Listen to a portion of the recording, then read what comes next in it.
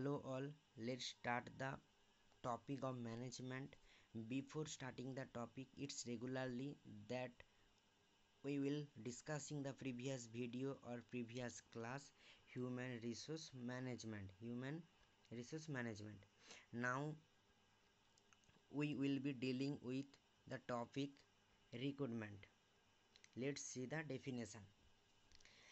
The process of searching a prospective employee and stimulating them to apply for job in the organization.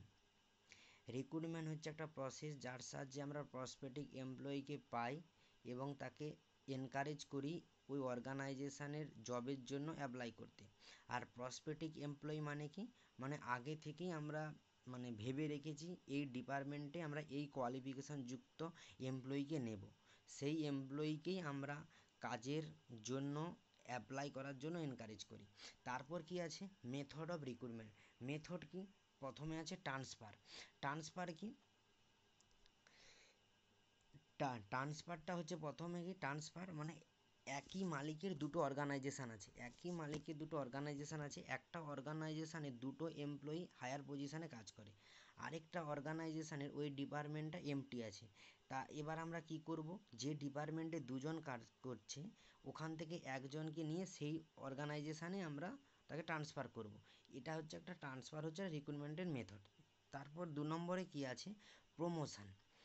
কোনো একটা higher পজিশানের top of the management সে যে কোনো কারণে ওই ম্যানেজমেন্ট থেকে চলে গেল, সে কাজটা ছেড়ে দিল, তখন আমরা কি করব, ওই অর্গানাইজেশানের একই কোয়ালিফিকেশানে থাকা কোনো একটা এমপ্লয়িকে ওই পজিশানে প্রমোশন করে দেব, তাকে ওখানে ট্রান্সফার করব এবং তাকে প্রমোশন করে দেব। তারপর কি আছে অ্যাডের মাধ্যমে আমরা রিক্রুটমেন্ট করে থাকি। তারপরে 4 নম্বরে আছে এমপ্লয়মেন্ট এজেন্সি। যে সমস্ত এমপ্লয়মেন্ট এজেন্সি আছে যারা যে কোনো এমপ্লয়িকে কোনো অর্গানাইজেশনের সঙ্গে যুক্ত করে, অর্গানাইজেশনের সঙ্গে কানেক্ট করে দেয়, তার মাধ্যমে রিক্রুটমেন্ট হয়ে থাকে। তারপর কিভাবে হয় এডুকেশনাল ইনস্টিটিউশনে যে ক্যাম্প বসে তার সাহায্যে আমরা স্টুডেন্টদেরকে অর্গানাইজেশনে নিয়ে নিই। রেকমেন্ডেশানে কি, যে কোন একটা অর্গানাইজেশানে কোনো এমপ্লয়ি কাজ করে তার দ্বারা যখন অন্য কোনো মানুষকে নেওয়া হয় সেটাকেই বলা হচ্ছে রেকমেন্ডেশান। তারপরে ক্যাজুয়াল কলার কি, ডাইরেক্ট কলের মাধ্যমে ম্যানেজারের সঙ্গে কথা বলে, টপ অফ দ্য ম্যানেজমেন্টের সঙ্গে কথা বলে আমরা যখন অর্গানাইজেশনে যুক্ত হই সেটাকেই বলা হচ্ছে ক্যাজুয়াল কলার। তারপর কি আছে ডাইরেক্ট রিক্রুটমেন্ট কি, without employment agency, educational agency, without recommendation, without casual collar, এইগুলো বাদ দিয়ে যখন আমরা ডাইরেক্ট ম্যানেজারের সঙ্গে কথা বলে অর্গানাইজেশনে যুক্ত হই সেটাকেই বলা হচ্ছে ডাইরেক্ট রিক্রুটমেন্ট। তারপর 9 নম্বরে আছে লেবার কন্ট্রাক্টস। তারপরে কি আছে purpose and important of recruitment. Purpose কি এবং ইম্পর্টেন্ট কি রিক্রুটমেন্টের, এটা হচ্ছে ডিটারমাইন করে current and future job recruitment. এর সাহায্যে আমরা বর্তমান এবং ফিউচারের জব রিক্রুটমেন্টটা পেয়ে থাকি। তারপর 2 নম্বরে আছে increase pool of job at minimum cost. অল্প খরচে আমরা প্রত্যেকটা ডিপার্টমেন্টের এমপ্লয়িকে আগে থেকে রিক্রুটমেন্ট করার জন্য এনকারেজ করে থাকি, অল্প খরচেই হয়ে যায়। তারপরে কি আছে help in getting good candidate for the post.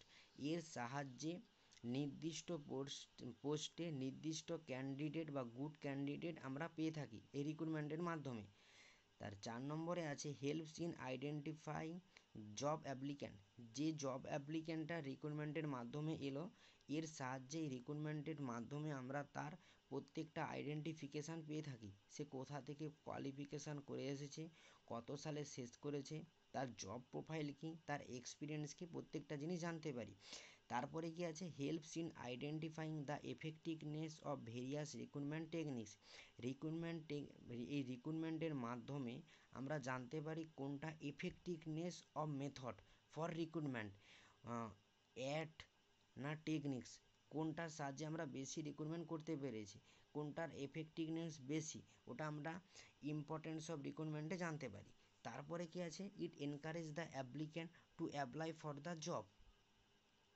Add, যখন আমরা কোনো একটা ইনস্টিটিউশনের অ্যাড দিলাম এবং তার সঙ্গে ইনস্টিটিউশনের উইথ বেনিফিটস, কোনো একটা এমপ্লয়ি এলে কী কী বেনিফিট পেতে পারে, যখন আমরা এইসবগুলো অ্যাডের মাধ্যমে মানে প্রকাশ করলাম যে কেউ ওই অর্গানাইজেশানের ওই অ্যাড দেখে এনকারেজ হয়ে টু অ্যাপ্লাই ফর জবের জন্য অ্যাপ্লাই করে।